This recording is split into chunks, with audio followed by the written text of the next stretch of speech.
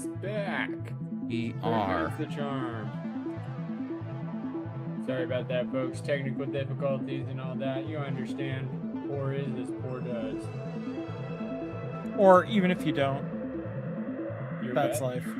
Yeah. We're not here to be perfect. We're just here to be here. That's it. But this time we'll stay. We'll push through.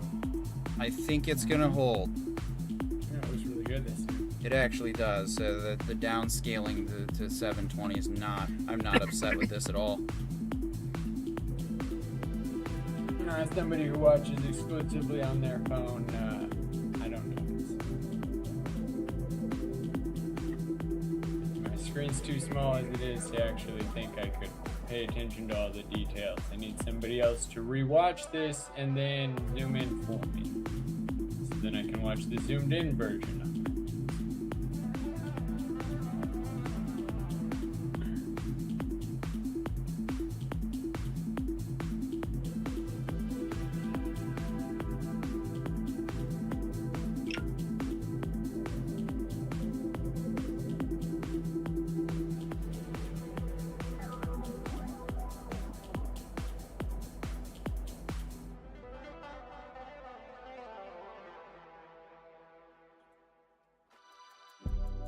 We are here to be here for That's it. all of the writing that has gone on this year. Personally, I've tried my hand at typing and I got carpal tunnel. Mm-hmm.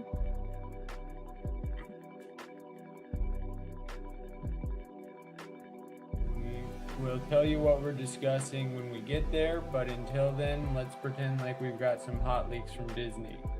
How do you guys feel about the live-action remake of Star Wars? Apparently, the Tauntauns... You mean the live action remake of Lego Star Wars? You mean the live-action remake of the Kennedy trilogy? I think it's called the JF Kennedy Trinity. It's a weird one where you shoot yourself in the face and everybody says it was somebody else's fault, including you, but... Or was it Cartman that did this to all of us? I can't remember. Live action South Park, here we come. Though, have you guys watched the Lego Star Wars on Disney? I mean, it's kind of cute, but... No, the graphics are phenomenal. The storyline is like, let's pretend like Kathleen nailed it, but the actual graphics are like, where was this since Lego Star Wars first came to the video games? Yeah.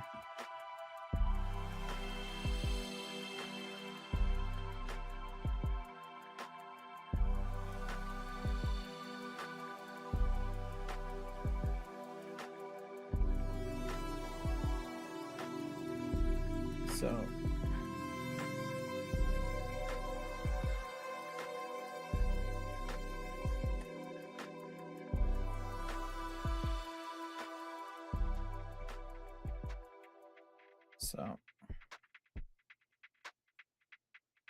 Yeah. Oh, there's a lot going on. Yeah.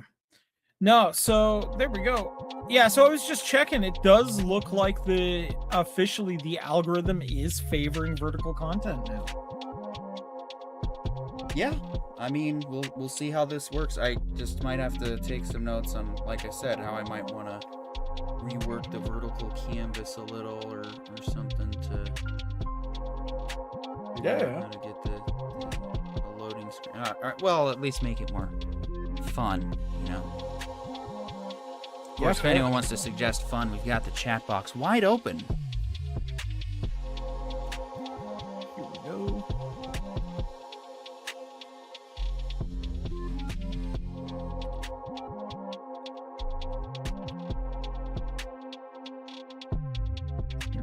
Oh wait, does the channel only show up in each respective video? Because I just noticed it's not. No? Oh, for some reason the chat box was off on the loading screen. Yeah, no, I mean, a lot of good Warhammer news to talk about. But didn't we? I thought we had reported, or was it that they had changed hands? It was going to work with Netflix, and now it's Amazon. No, it's been Amazon since Jump. Okay, that's what I thought. Yeah, the way that this is looking is, Henry Cavill was kind of brought in to show run or project run or what have you, all the Games Workshop media for like online, like for TV content, so TVs and movies and all that sort of piece. Yeah. And you know, the rumor is he's got something that's going to come out this year. But of course, we should all be paying attention to Cameron's Patreon because apparently he's got an inside source on it. Of course. But I mean, everybody comes here to pay attention to Cameron's Patreon. So. Well, there is that too, right?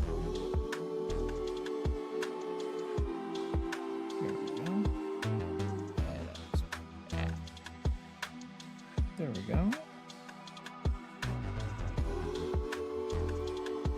Yeah, it's less bad.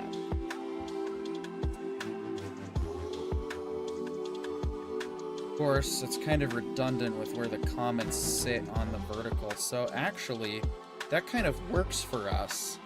Yeah, I keeping mean, I'll take it empty at the bottom. Yeah, just for chat. So that's where everyone's chats are going to show up. Yeah. Chris71003 says hi. Hello, Chris71003. Hey, Chris. How you doing? We're going to start the show in just a minute. We just got to get all the little technical weird tweaks in the background done. Okay. Aloha, broha. But also need to minimize the secondary chat because that's a little redundant. Fair.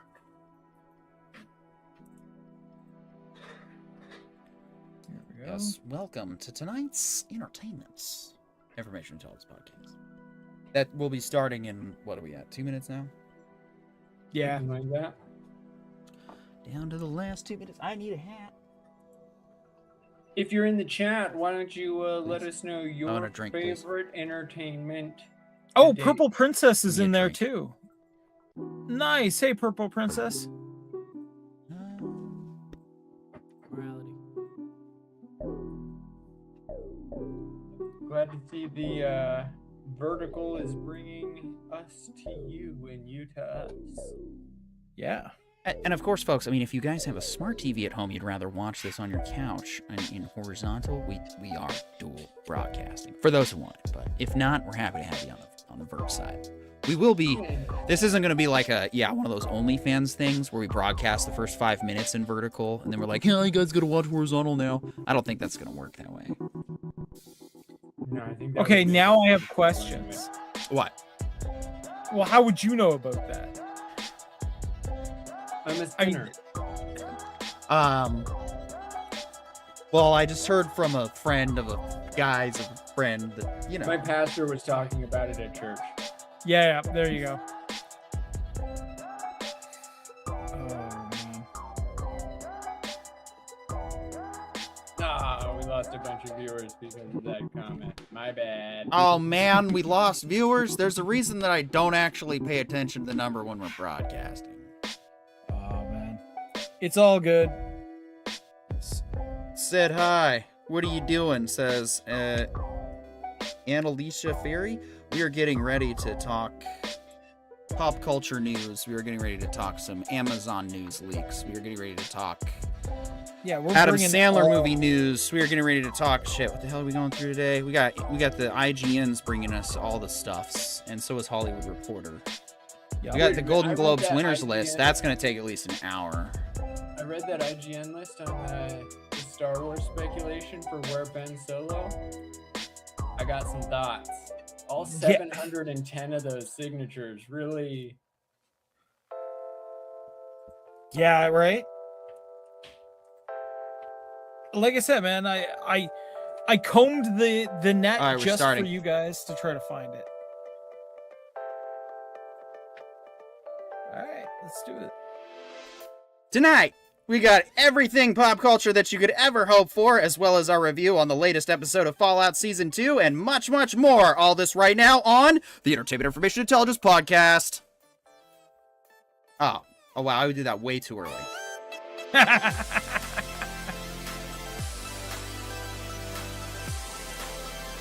Your timing is always awesome on that, Edie. Never change.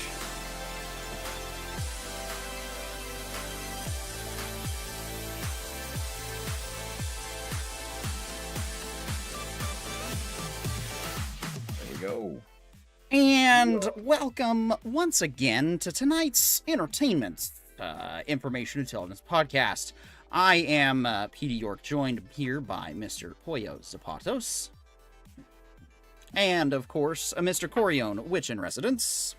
Thank you. And, of course, all of you lovely people now tuning in and joining us live on the vertical side.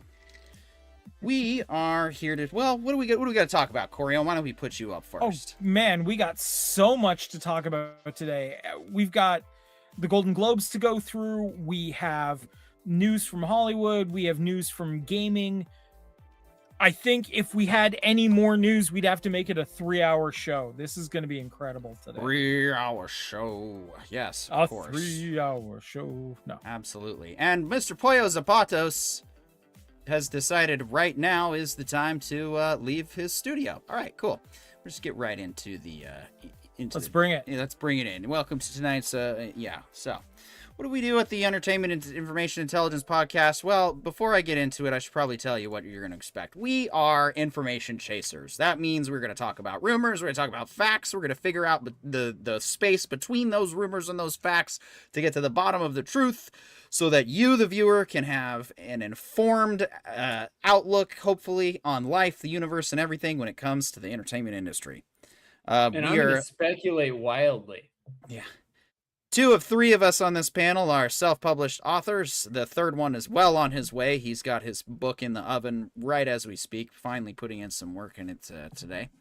And, yeah, we have been, let's see, I was raised to the gospel according to Star Trek, the gospel according to Star Wars, and all kinds of manners of shows and movies and books in between. We are also and I wasn't gamers. Raised. I just appeared here. That's right. That's right. We should probably get a little background tunes going so we can, we can really dive into it. All right. First one that's up first is, of course, the winners of the Golden Globes. All right. This is going to take a long time to get through, which is why we're not doing that. We're going to go ahead and start with some fascinating news here. Tom Cruise has filmed a lightsaber battle in Star Wars Starfighter. So this is interesting, right? Because, I mean, you know, Tom Cruise is usually not the one in Hollywood to exaggerate what he's saying, right? It's very rare that, you know, he'll say he's doing a thing and not actually have done it.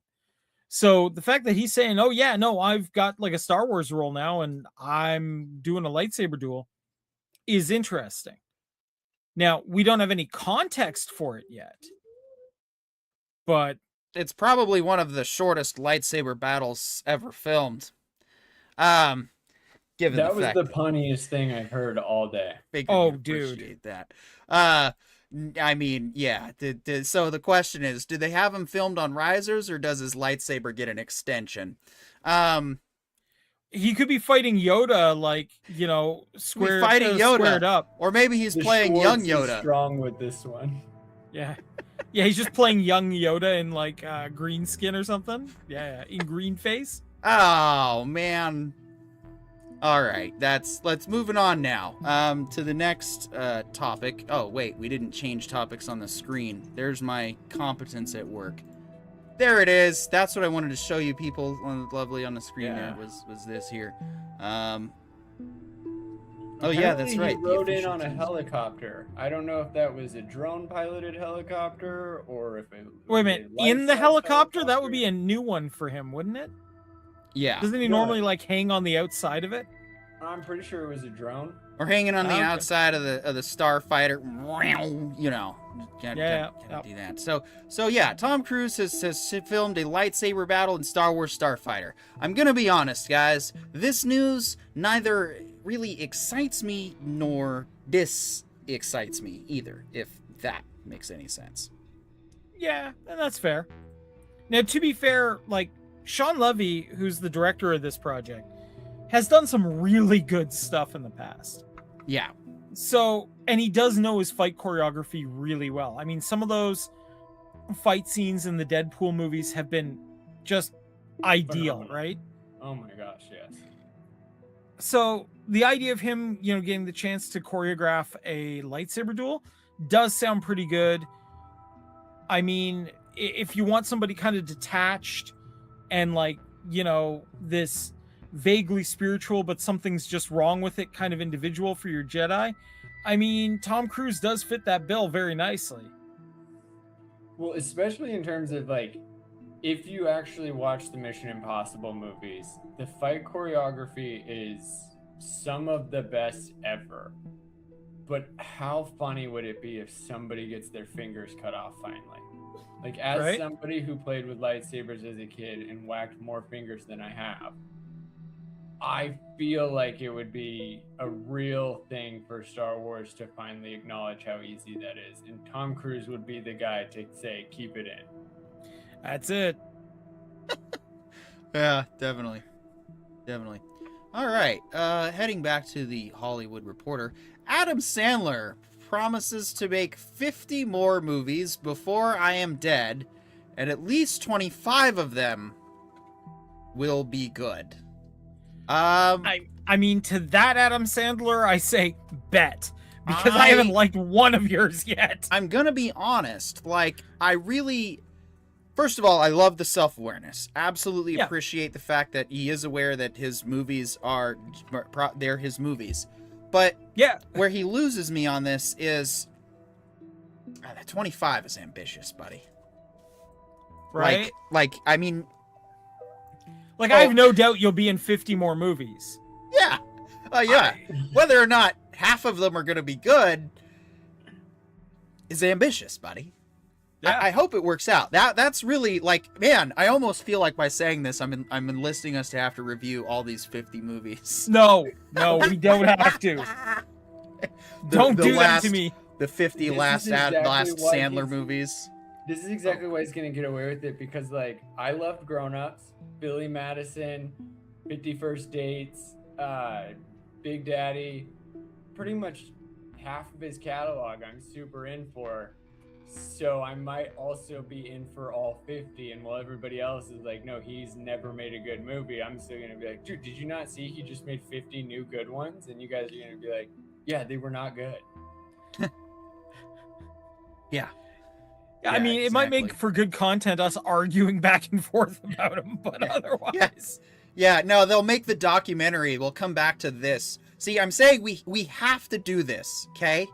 Because we have a small chance. Like there's a chance we could get a perfect game. And if we document all of our reviews, we could come back later and do a documentary of it called 50 Last Flops. Right? Or the road to one good game.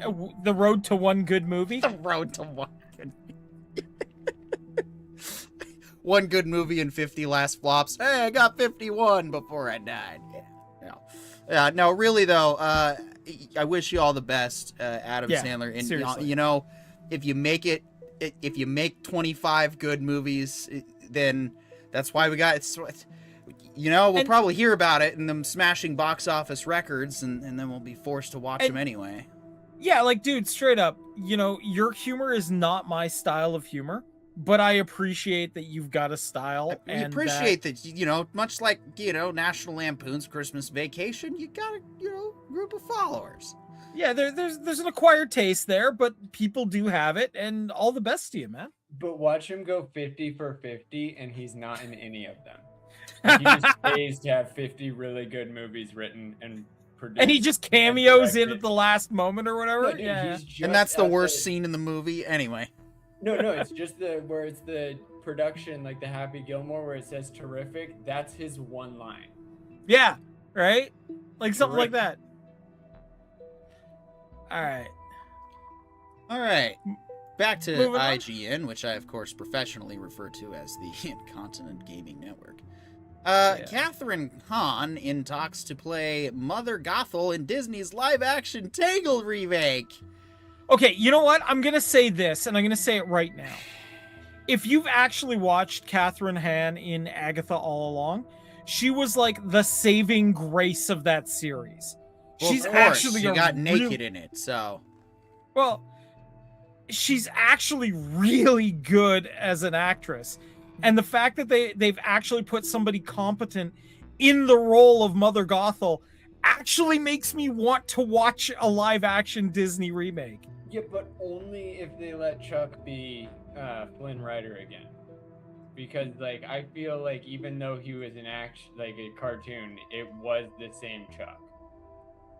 Right? But I mean, and take a look, right, at the animated version and Catherine Hahn.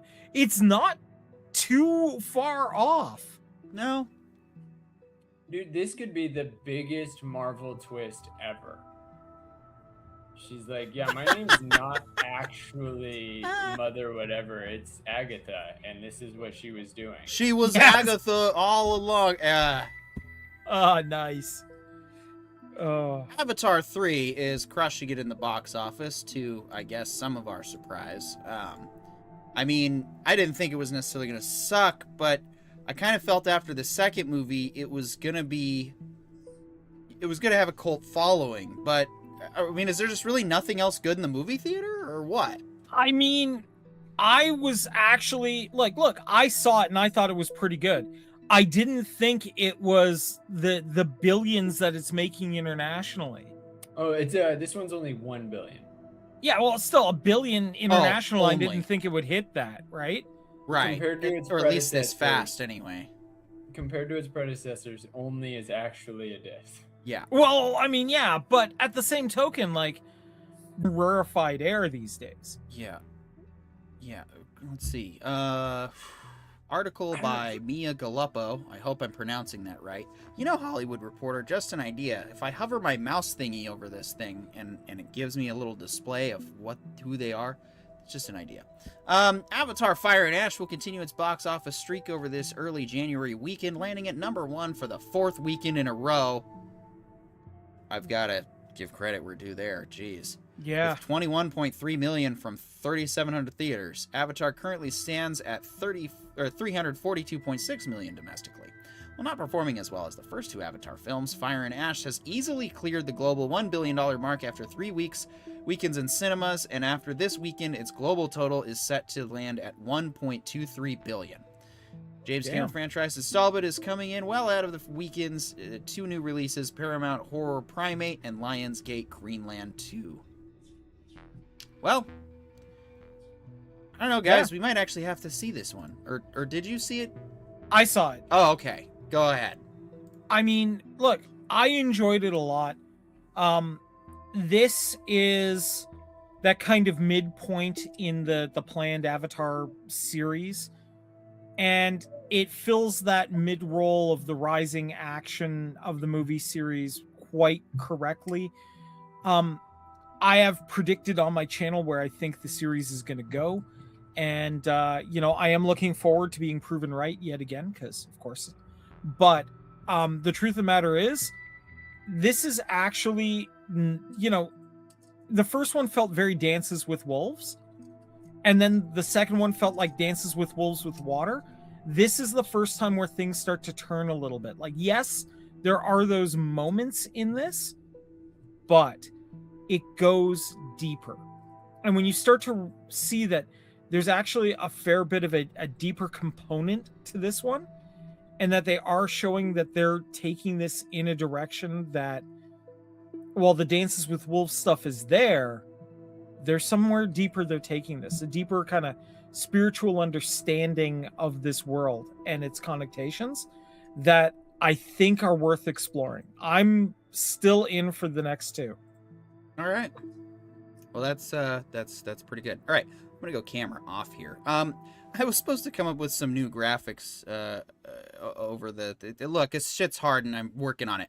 But I'm gonna go ahead and radio program our next segment because I feel that this next article deserves it. Hit it. I haven't actually written anything, so I'm just gonna. You are now entering a space where the lower the IQ, the greater you are praised, and the higher, the more ridiculed you are. A realm where intelligence goes to die. A realm where reason and critical thinking commit suicide on a daily basis. You are entering the stupid sphere. Oh, we're all supposed to be on the screen there. Damn. This. Oh man, if we Oh, just like we've got creativity, money, and time. Star Wars superfans refuse to give up trying to convince Disney to U-turn on the scrapped Hunt for Ben Solo movie. Now, of course, I will never make any kind of bombastic claim that there will never be X again.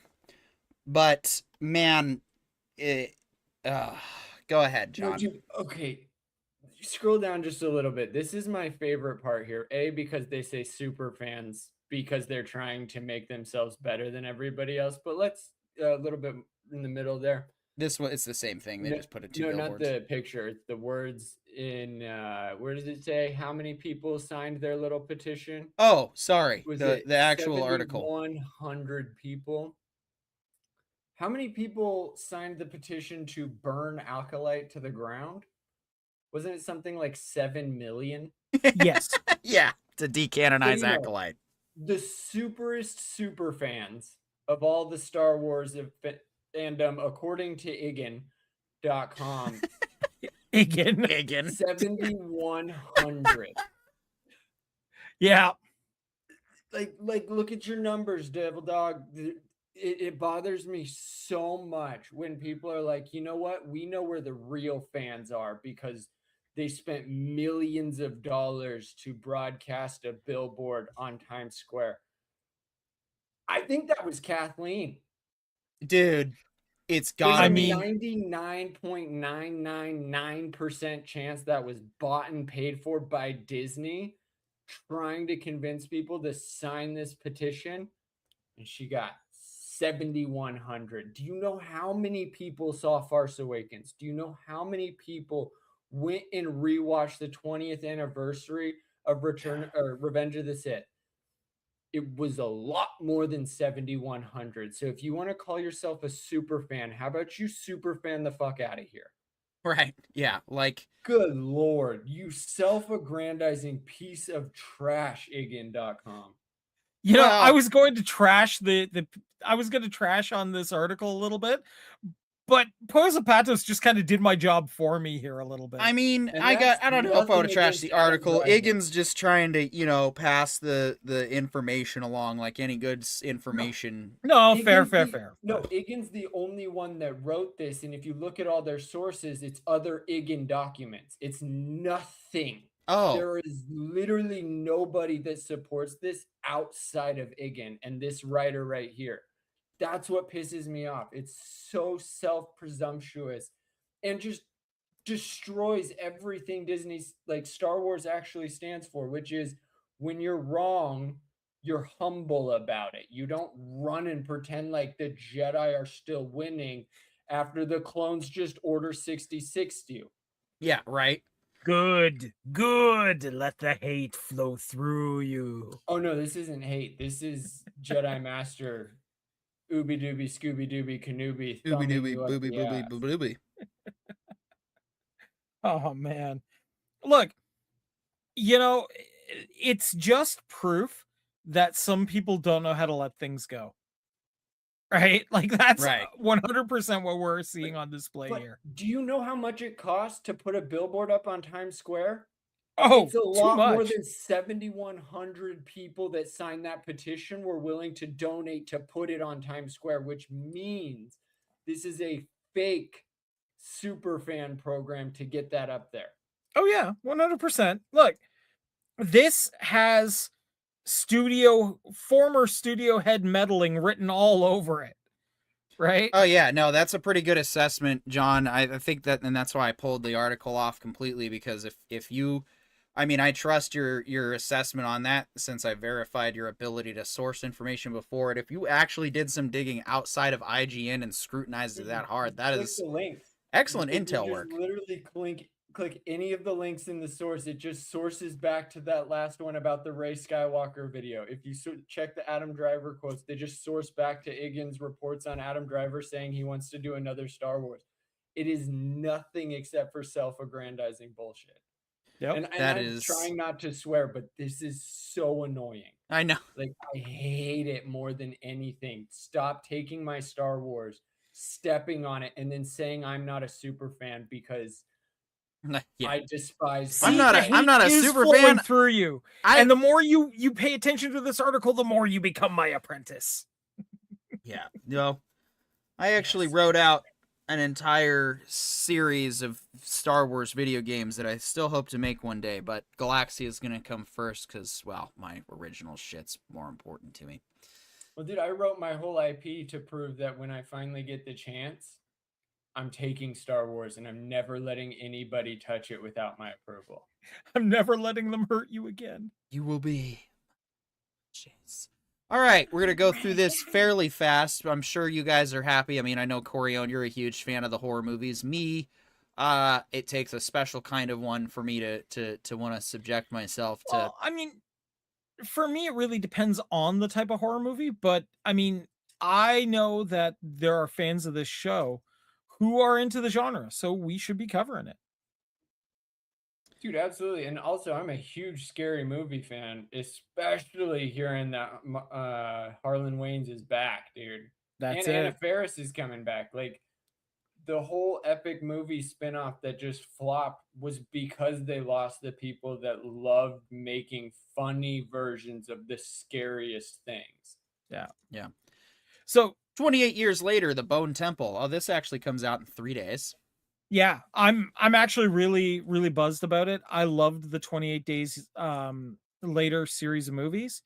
They've always been like these interesting, low budget, filmed realistically style zombie movies that have always had a good pulse pounding to it and a little bit of an existential crisis going on at each of them. So I'm down for it.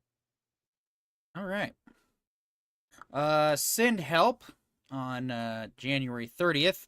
Sam Raimi and Rachel McAdams both returning to horror, and it being Raimi's first original movie since 2009's Drag Me to Hell. That alone should get you excited. 21 years starring opposite Cillian Murphy and Wes Craven's Red Eye. McAdams is back in the genre, this time alongside Buzzy co-star Dylan O'Brien. The pair playing only survivors on a deserted island after their plane crashes en route to a company event. The 1981 Evil Dead filmmaker Raimi directs from a script by Freddy vs. Jason writers Mark Swift and Damian Shannon. Misery meets Castaway. Yeah. You know what? That sounds like it could be pretty good. Well, I'm just glad they didn't say it's Lost, but scarier. Right? Scream 7 on February 27th. 7th. Yeah. Scream movies Super coming out. stoked. All right. Scream has been so good for a long time, even though it's not a making fun of horror movies. They found all of the tropes and they try to make them make sense while also still being a horror movie. Yeah. The Bride on March 6th. Warner Bros. The Bride is a punk spin on the classic Bride of Frankenstein story. This time, Christian Bale plays the monster Frankenstein, while Jesse Buckley stars as his bride. Oh, wow. A new Frankenstein movie already. Dude, how many body parts did he attach to be ready for this one? Right? Yeah, didn't kind of had a role ready for that. Ready or Not 2, Here I Come, March 27th. They Will Kill You, March 27th. The Mummy on April 17th. We're going back to The Mummy again? Another take on Universal's iconic monster, The Mummy, is coming to big screens this year, though it's not the version featuring Brendan Fraser's return. Okay. Hokum on May 1st. Obsession, May 15th. Yeah. Scary Movie 6, June 12th. All right. There we go. There you go. I got to catch up on the other scary movies. Evil Dead Burn on July 24th. Insidious 6. Clayface on September 11th. Dude, I think Clayface is a hot drop because it says it's under James Cameron or James Gunn. I think it's like it's closer to Peacemaker than it is just a random horror movie. It talks about it being somebody that Batman fought. Welsh actor. Oh, wait, go ahead. I was going to say, Clayface is one of the classic Batman villains, and them making a horror movie to kind of introduce that villain is a really good call. Yeah, Welsh actor Tom Rhys Harris stars as the title character Clayface, a shape-shifting Batman villain in the third film under James Gunn and Peter Safran's new DCU. Described as a body horror feature, the movie centers on a B-movie actor who becomes a living mass of clay after injecting himself with a substance to stay relevant. Yeah, that could work. Yeah. Resident Evil, September 18th. Okay. That one actually seems more fun, mostly because they're acknowledging all the bad before it. Ah. So they could actually take the time to make a really scary movie. But the end line there is they're aiming to make something that's a love letter to the games. That's not good. A Sci-Fi Channel movie like the last 5 Resident Evil movies. Fair. All right. Other Mommy, October 9th. This That- is horrifying. I'm so excited. Yeah. Let's see. Werewolf on December Werewolf, 15th. yeah. This one also looks super good. It looks like we're bringing Helsing Yeah. broken up in pieces finally, where we've got Frankenstein, Bride of Frankenstein, and now we've got a werewolf that has nothing to do with other movies. I'm liking the idea of making the scary that was always scary finally more 2026 scary, where it's actually scary on the screen. It actually looks fun versus like we're gonna just try to make you jump really hard so that we can record you in the pre-screening. Yeah. Yep. No, I'm digging this idea. Right Not gonna lie. Sebastian Stan reportedly cast in the Batman Part 2, an unspecified role. So, if you're like Dahlia Lightwood and you're a big fan of Sebastian Stan, well, you're going to want to check out the new Batman movie. We don't know exactly how big or small his role is, but apparently he has now joined the Batman Part 2, which I believe will be the last... I mean, there are so many roles that Stan could be playing in the Batman universe. Right. Actually, I heard he's gonna be playing the new Robin. You figure? I'm making that up. I think it would be so funny. Well, Robin with a beard. but it is a role he could be playing, though. That's the scary part, right? No, the best part is if they try to Oh, play please, Moss yes. as a younger kid. Please, please, please, All right. please. Sebastian Stan as Robin would just, oh my, don't even, nope, I would not even, I mean, we'd probably still watch a trailer as is tradition on our channel, but I wouldn't even need to see a trailer. I would just, nope. Sebastian Stan as Boy Wonder behind Robert Pattinson. Right? I mean, like, it Neon works green in a and red weird belt. way, though, right? But he's just So wearing stupid. neon green. He has to just be the brightest thing in the room. Well, you know why Robin wears bright red, right? Or sorry, you know why Batman wears dark colors, right? So he doesn't get shot. You know why Robin wears bright colors, right? So Batman doesn't get shot. Batman doesn't get shot. Yeah. It actually ends up, happening. So. And now you're sitting there going like, damn, that's actually a good point.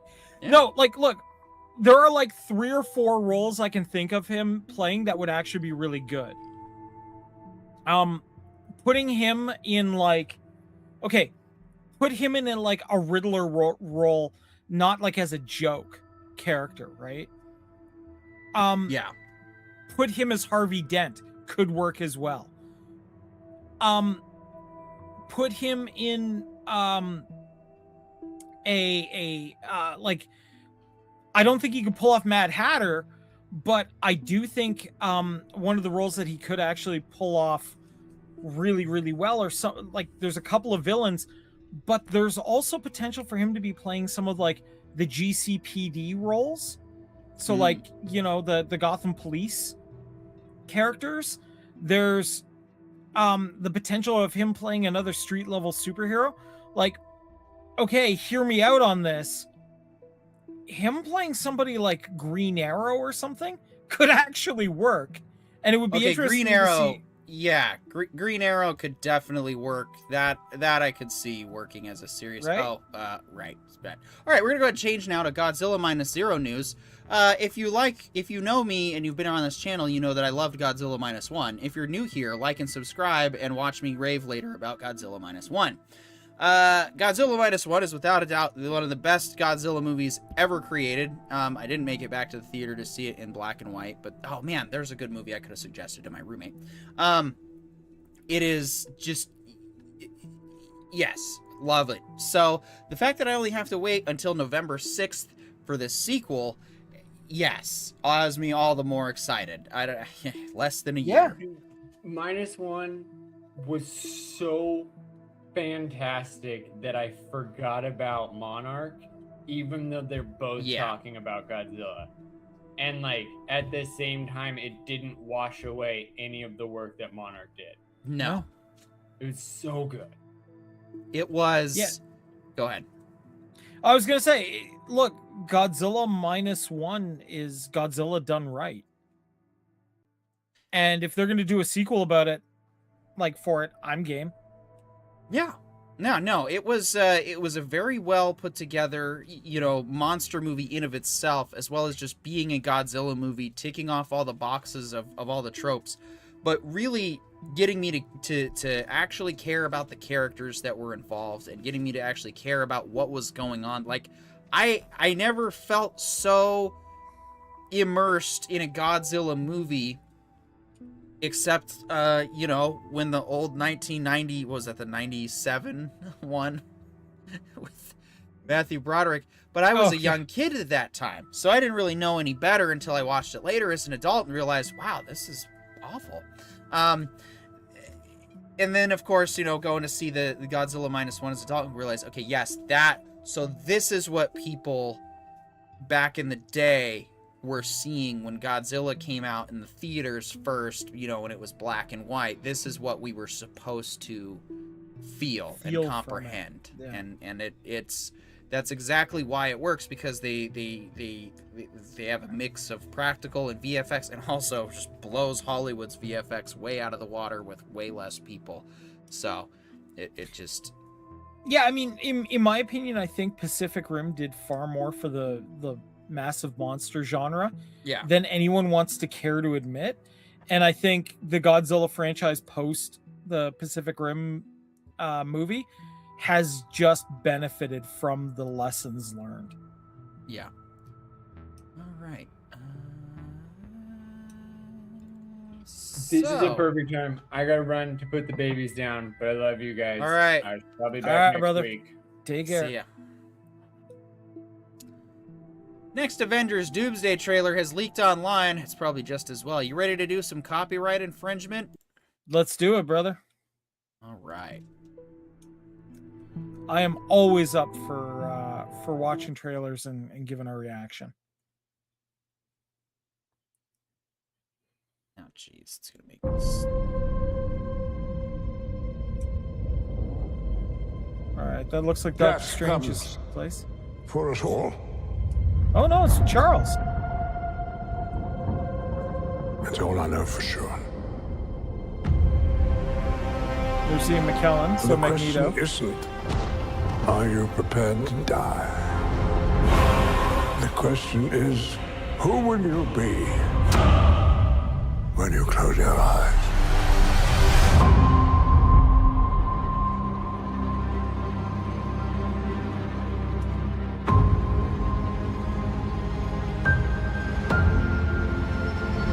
Damn.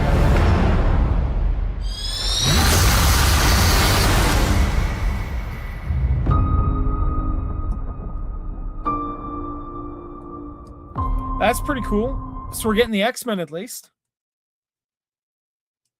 This is probably going to be the movie that makes or breaks Marvel going forward. For the next 5 years. This I feel is getting back to it feels like they're trying to bring back the magic and excitement of the first movie. And really just try to get back towards that, but while trying to move forward. And what's Marvel going to look like going forward after this? I honestly, it's just going to depend on how this film lands. I mean, already it looks better with Thor no longer being a total freaking joke. And I didn't watch Love and Thunder personally, so I can't speak to the film specifically, but I can speak that the reason I don't want to watch it is because the reviews that I trust and the people I trust just doesn't seem like it'd be worth my time, and in the end I'd just be upset by a character that I had come to throughout the course of the MCU really appreciate and end up relating to. Yeah, I mean, look, at the end of the day, I mean, they made Thor a joke, which was not a good plan. Well, but it was to the extent that they did in Endgame. I think it was fine. I liked that he didn't just magically shed his weight at the end of the film and that he was still fat Thor back in the suit. But, you know, that was part of what was just very relatable to the whole circumstance, was he failed the mission and couldn't figure out how to process the failure healthily. Yeah. And then gets a very rare opportunity to, you know, converse with his mom last time. Yeah, and don't get me wrong, like the scene where Mjolnir comes back to him and he has that moment of realizing he's still worthy, you know, I'm certain resonates with a lot of people who have gone through stuff, right? I'm not disagreeing with that at all, but in Love and Thunder they made him a joke. Right. Well, and that's what I want to say is I saw Ragnarok, and I felt Ragnarok was just enough of a twisting away from the serious to the humor to the sarcasmness that if we had stayed at that level in Love and Thunder, that movie probably would have gone over much better. But instead it was just ridicule, humiliation, and just like I said, enough scenes for me to go like, oh, okay, Zeus flicks off his robe and he's butt bare ass naked in front of everybody. That's hilarious. And it's like, oh, but you'd go if it was, you know, a female. I'd be like, probably not, because the circumstance is embarrassing, and I don't like those kinds of embarrassing situations, whether it's a guy or a girl. Well, even just consider this, right? You know, when people say like, oh, you would have seen it if you were a girl, or if Thor was a girl, and the answer is no. Out there. Well, the point is no. You wouldn't have gotten the opportunity to see it if it was a woman. Right. Right? Because they never would do that. No, they won't. The only people that might do something like that would be Mel Brooks, but in the process of doing it, it would be a parody and a commentary on why those kinds of scenes really, they just don't serve to, they don't really serve to fulfill anything except make everyone remember that awkward dream where you forgot to wear, you know, put on pants, or, you know, that one time your mom actually did rush you out of the house so fast you forgot to put on pants. No, that didn't actually happen to me, but man, it would be funny if it did. It's that weird, you know, what is the motivation to want to have to take a character and put that on screen, and like, what purpose does it serve besides exposing your own really kind of creepy awkwardness in the end? Yeah, or your like odd biases, right? Right. And there's like only one solution that would have worked in that scene, or a couple of things, but it's just that scene alone and that kind of disrespect for the character was enough for me to go, no, terrible. It's not. It's so terrible to me that I'm not even going to bother wasting my time. And so I didn't, I haven't, and I probably won't. So, did you subject yourself to that? I had to review it. I did the review, but I watched it through, I didn't watch it to enjoy it. I watched it through that very like reviewer's lens. I want to hate this and have a bias against, which in some cases is acceptable. It's just be honest about it. Yeah. Like we are here on the Writer Brothers. That's it. We'll never lie or steer you wrong or rage bait you or anything. We just talk the truth or the info that we have as we have it. Kat Denning says, Marvel did scan me, joking they could put me in anything they want. Oh, man, you know, it's really not a good idea. I mean, you know, the important piece of this is not necessarily that Kat Dennings can appear in anything. It's that this is a legitimate concern going forward, right? Right. We'll never have to hire new actors again. We just have them AI filtered and plastered over everything. And that's it. That's the future of movie making. Yeah, no. Kat Dennings insists she's not part of Avengers Doomsday, but she did confirm that Marvel body scanned her, so she jokes her character could theoretically appear in any future Marvel project. I'm in the Marvel universe, and as you know, I can't tell you anything, but I'm not in Doomsday. The Shifting Gears actress who first appeared in Marvel Cinematic Universe in 2011's Thor recently told Entertainment Tonight, I mean, I'm not in it, and I'm telling you right now, I'm not in it. If I were in it, which I'm not, I couldn't tell you, but I literally am not. And I'm sure they already filmed it. Which absolutely does sound like something Kat Dennings would say, for the record. Yeah, absolutely. So, but yeah, I think it is a little creepy that there's the potential that they could just, for example, scan, various characters, and that's how they appear in movies from now on, right? I mean, there's a whole discussion that Hugh Jackman didn't want to play the Wolverine anymore because getting in shape to play that character again and again and again is getting harder and harder. Well, if they scan him, they don't have to have him spend, a month and a half getting absolutely shredded, living in a gym and only eating boiled chicken and rice for, a month. Yeah. Yeah, exactly. All right, well, moving on now to the next thing here. Games Workshop announces plans to build a new Warhammer world in the United States. Games Workshop has announced plans to build a new Warhammer world in the United States, with a late 2027 target for opening doors. Warhammer World in Nottingham, England is the focal point for Games Workshop's various tabletop games and a social hub for the hobby. It includes an exhibition center with dramatic large-scale dioramas featuring everything from famous battles in the grimdark sci-fi setting Warhammer 40,000 to the fantasy world of Age of Sigmar. Okay, so a giant place to play Warhammer 40K will be available to you in the United States. Okay, so it's a little bit more than that, to be fair.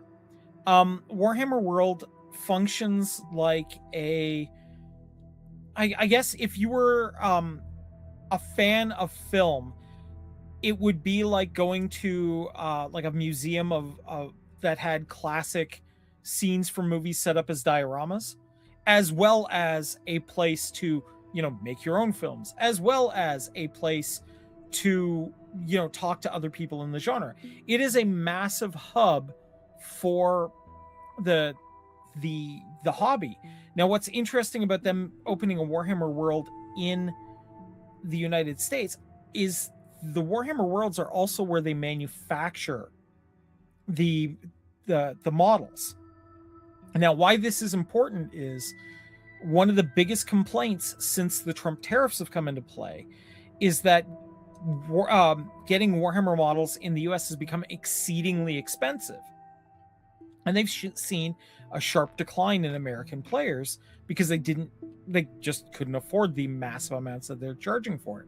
So by opening a factory in the US, with this Warhammer world there, I suspect the goal is to bypass some of the tariffs. So I think that's kind of interesting, that we're seeing this change in the hobby.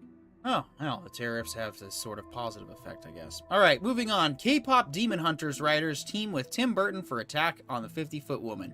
I'm going to be honest, I don't need to read any more of the article. I'm showing up for that. Right? I mean, look, like K-pop Demon Hunters for the content or not, it was a fantastic movie that's done incredibly well. Yes. And if, these two women write female characters really, really well, so having an Attack of the 50-Foot Woman movie where you have Tim Burton's style, but they're writing, this sounds like a match made in heaven. Couldn't have picked a better collab.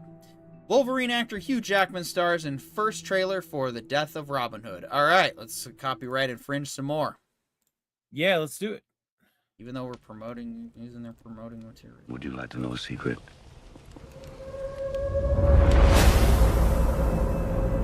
People speak of Robin Hood, tell us stories. They're all lies. He was not a hero.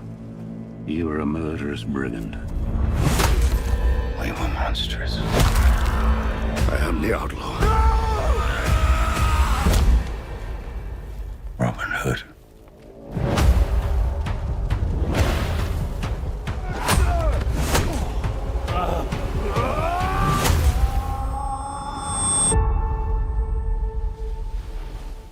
Groweth sad and bloweth mad and springeth the word anew. I owe you an apology. You begged for me to let you die. What's your name? That's Glastonbury.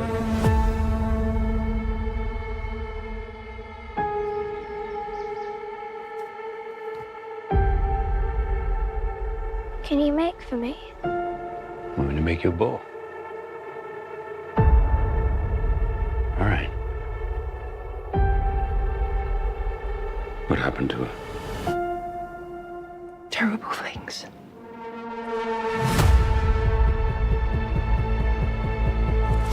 I help those who come to this island. Then people change their course. I've killed so many I could not give you a count. It's a curse.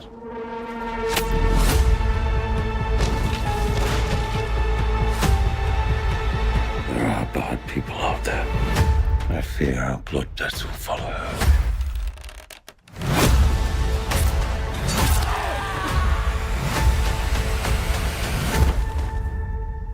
I'll keep you safe. I will keep you safe.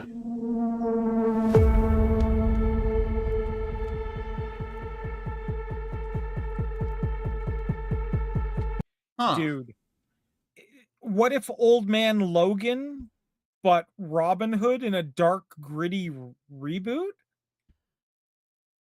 You know, that really does look it looks pretty good. I'm gonna be honest. like- I think that's Like, I'm in, you know, like I'll watch it, but I think that's the best way to sum it up. yeah, absolutely. It's yeah. When did it say it was coming out? I didn't catch the. Oh, it just says coming soon. Okay, so they don't have a release date planned yet, but sometime in 2026. I mean that. That looks like something we should watch. Yeah, it does. All right, Heat Vision's top 10 movies of 2025. We're gonna quickly see if we agree or disagree. Top 10, 28 years later from Sony. I mean, 28 years Okay. later is a good horror series. I think it deserves to be on the list somewhere. I don't know if it's the bottom of it.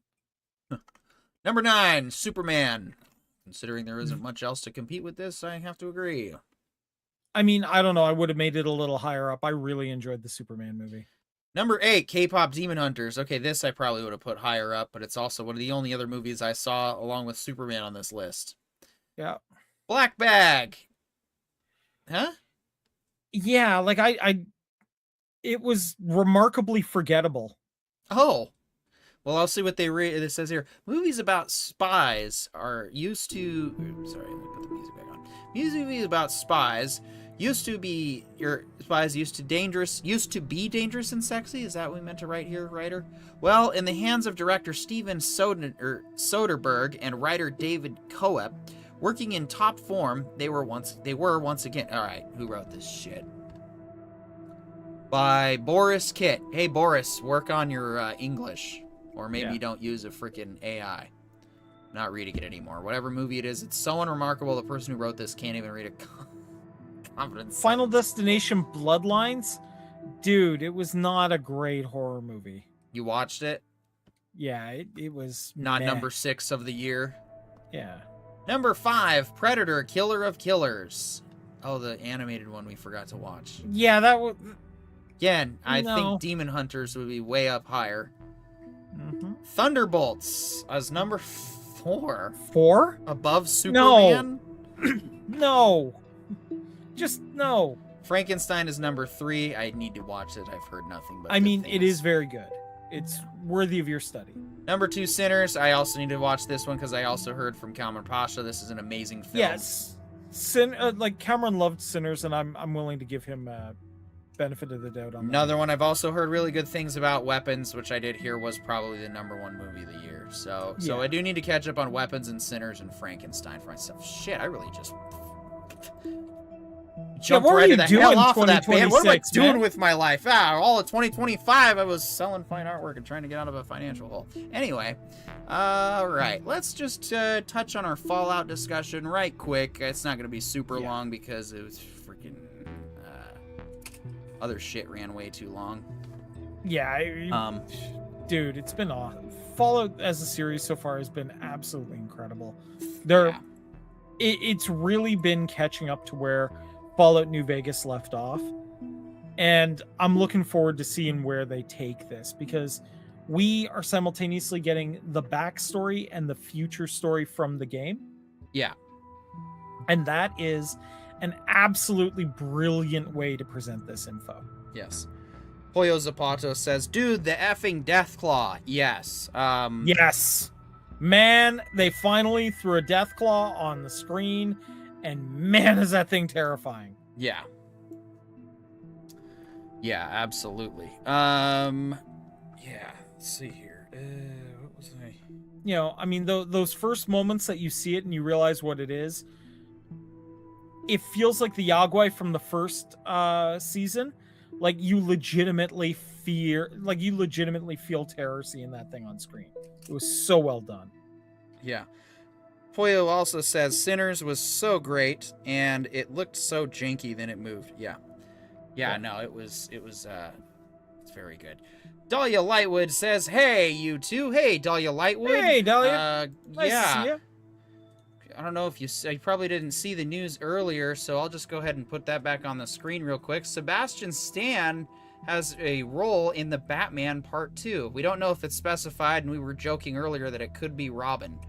But I know you're a little bit of a Sebastian Stan admirer, so I figured you'd appreciate the... Would you argue that she is a stan for Sebastian Stan? She's a fan for the Stan? Well, Stan is like another... somebody who would like stand up to defend him. So a stand for Sebastian. She stands for the Stan. Yeah, I guess so. Yeah. Yay, Sebastian Stan is hot, says Dahlia Lightwood 563. Yes, that's yep. There you go. I heard it, but then I thought it was just metal crashing, then see the merc, and yeah, says Pollo Zapatos. Yeah, fair. I said hello in the chat. Yeah. Yes, I'm a Stan. Okay. Nice. Excellent. All right. Oh, geez, I just realized. So, that's a good... So we are gonna need this to be in a better spot, actually. Real quick, let's just slide us up there. Because I realized the chat box... So, this is fascinating. The chats do not carry over. It does not repeat the chats in the other... between the vertical and the horizontal live I stream. noticed that. So, that's all the more reason we keep our chat box relevant and on the screen right there. Mm-hmm. I'm going to this will be looking about at least 20% better next week, people, I promise. But for this week, we just fired it up to try it, and we love it. Vertical mode is so fun. But, as we can also see, Dahlia's over on the horizontal side, and, yeah. That's it. So yeah, Dahlia, the comments you can't see in your comment section, that's because they're on the vertical broadcast. But they all consolidate in our main chat right there. I actually have to point both directions because there's one here and there's one there. I won't figure out how to point fingers backwards. All right. Fallout Season 2 is... So... I watched one of the most just ridiculous complaining reviews about Fallout Season 2. And it was, without a doubt, Purple Princess says, hello, Purple Princess, welcome. Hello, Purple Princess. It was honestly every single anti-woke trope that they could reach for and go after was... Just Dahlia Lightwood with the arrows in the chat. Yeah, exactly. It was just the most silly, asinine thing to watch, because every complaint was just the most worst assumption to possibly make it seem, and it was all rage bait, clickbaity lines and stuff. I felt like I was watching a review for Star Wars The Last Jedi from somebody who most certainly was not so obvious, or was, you know, very obviously closeted racist and sexist. And that's, I don't like to use those words lightly, because I'm not using them lightly, but that's exactly what this silly review was. They were mad that the Legion wasn't as strong or powerful as they used to be anymore because Khazar had died. And yet, from what I could tell, based in the Fallout universe, this was perfectly on par for this world, for one. Yeah. For two, that's how empires rise and fall in real life, like that. The influence of Khazar, Caesar, was that strong and powerful that when he died, they fell into a civil war, and then, of course, spoiler alert, the Ghoul was able to trick them into thinking that the faction was actually the last remnants of the New California Republic. Guy, you gotta love Walter Goggins as Timothy Olyphant the Ghoul. He is just... Yeah. He is my favorite character, and has been even all the way back in Season 1.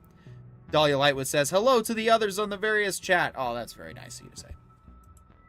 That's right, making peace with the vertical chat right out of the gate. There we go.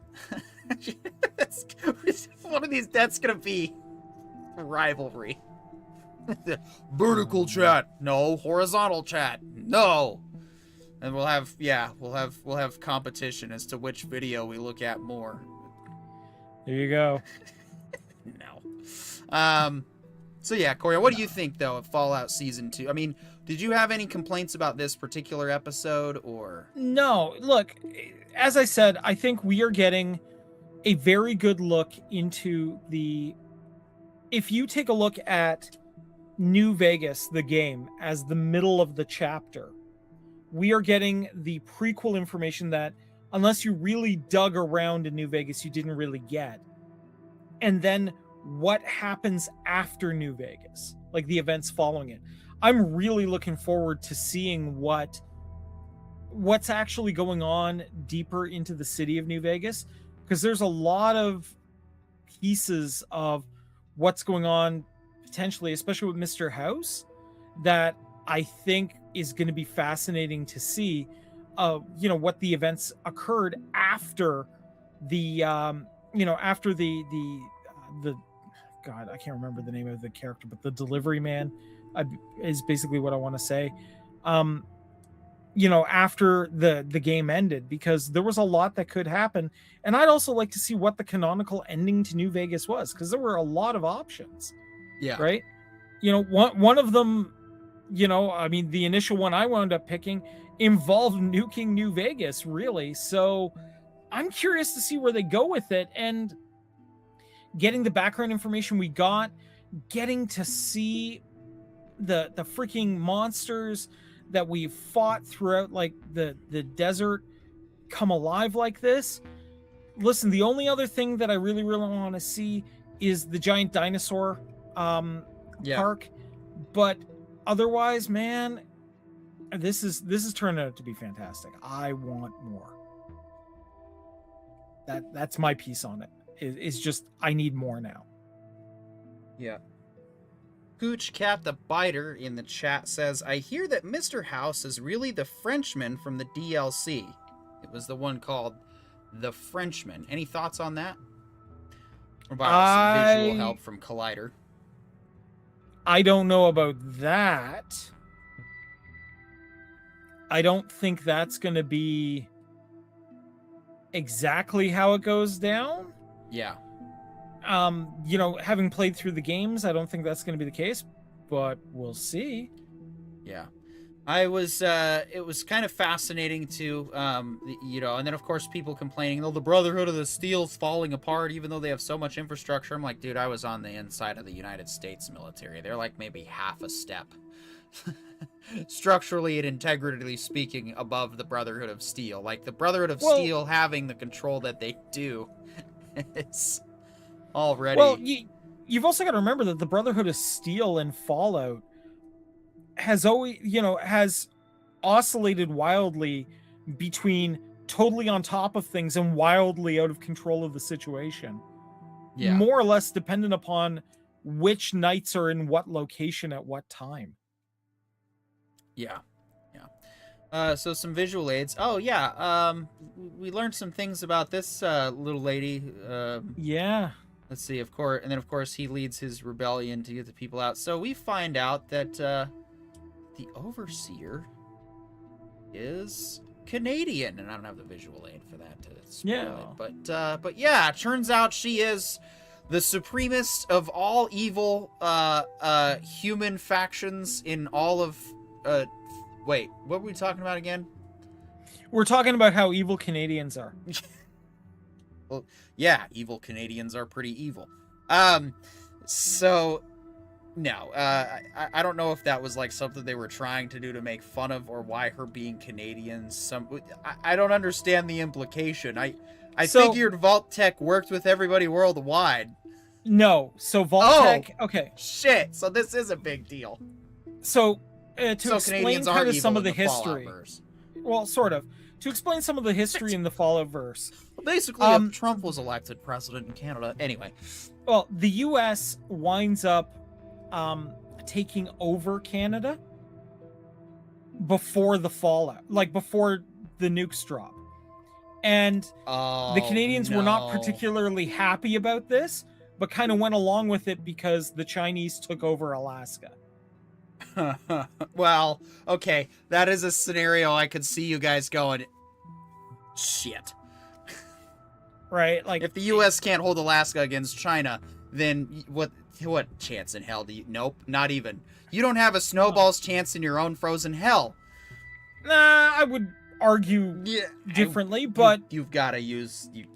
I would argue that any foreign power could most likely take Canada. I seriously doubt they could ever hold Canada. That I will agree. Difference. Right? I do, if I was a betting man, I would say Canada gets occupied, but has a more effective French revolt than the French did. Yeah. Well, I mean, what I would argue is Canada goes from 0 to Afghanistan in probably about 3 weeks and becomes the graveyard of nations. Right, because you guys have to go on that week, soul searching of saying I'm sorry 1,000 times because of what you're gonna be forced to do. No, it's not even that. It's just logistics in Canada are such that it would take a week to get everybody organized. Well, like making sure you write I'm sorry on every bullet, that does take a little bit of time. I mean... Oh, no. We just stamp I'm not sorry on the bullets. Sorry, not sorry. That's part of the casing mold, Exactly. Yeah. All right.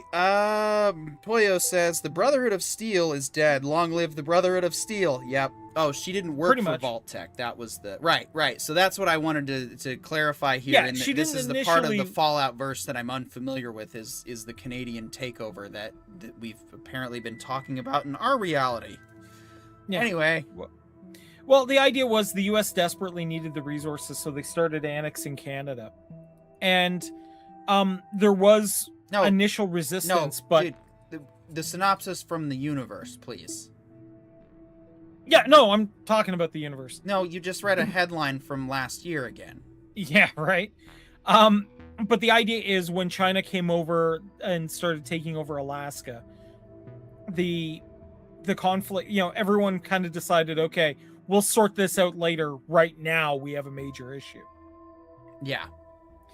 And at the time, Canadian groups had to kind of integrate into the American conflict.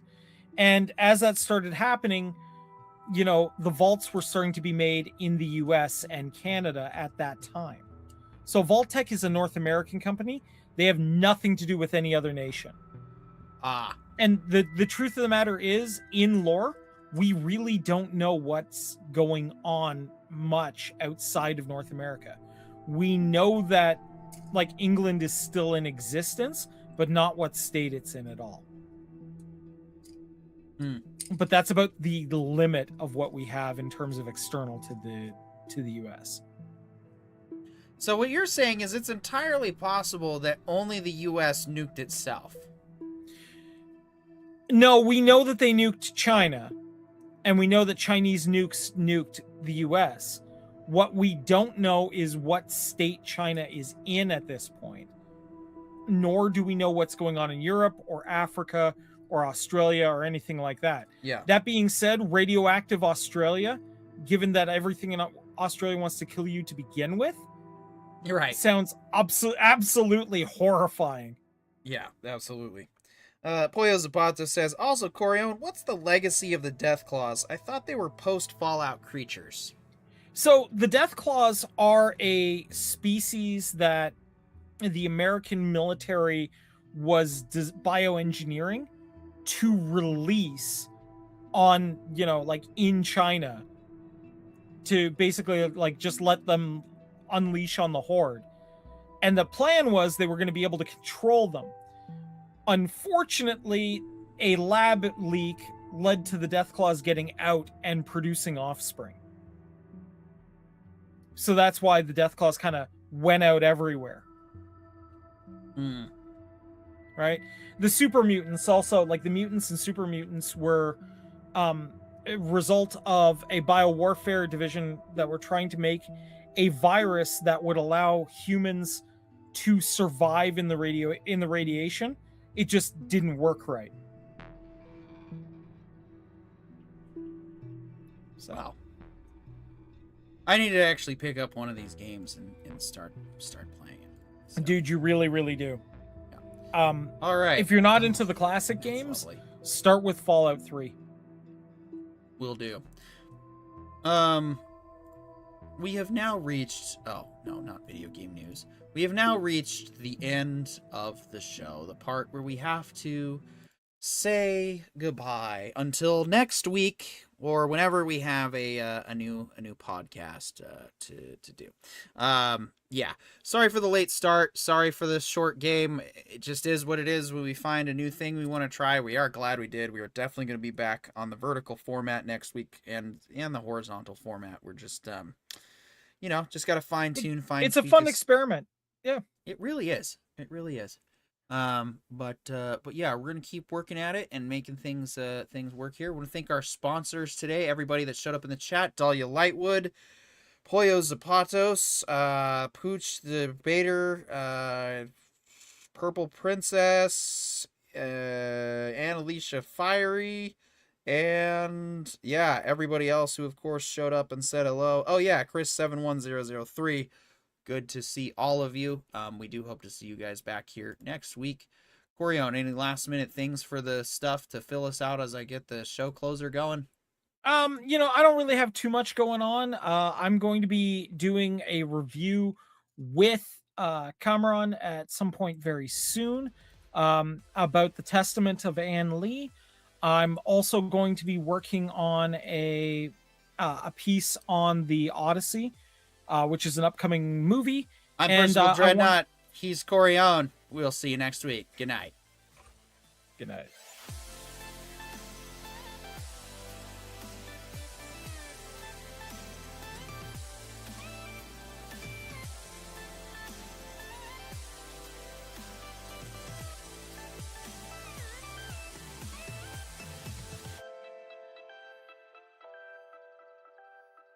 This has been the Entertainment Information Intelligence Podcast from the Writer Brothers. Like, share, subscribe, because the Writer Brothers are restoring respect into discourse. Good night.